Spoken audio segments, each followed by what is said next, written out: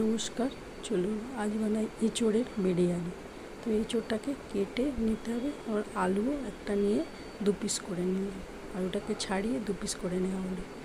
এঁচোড়টাকে সামান্য জল দিয়ে একটু ভাপিয়ে নেওয়া হলো।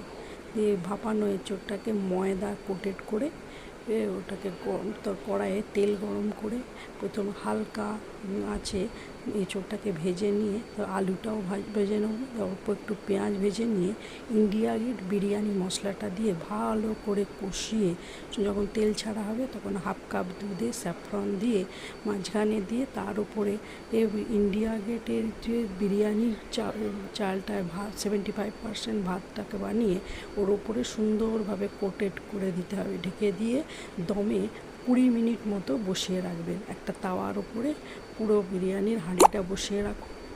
দেখবেন যখন গন্ধ ছাড়ছে সুন্দর, তখন গরম গরম পরিবেশন করুন, খান। অনেক রকম তো বিরিয়ানি খেয়েছেন, আজকে খান এই এঁচোড়ের বিরিয়ানি বা জ্যাকফ্রুটের বিরিয়ানি, দেখবেন দারুণ লাগবে খেতে। একটা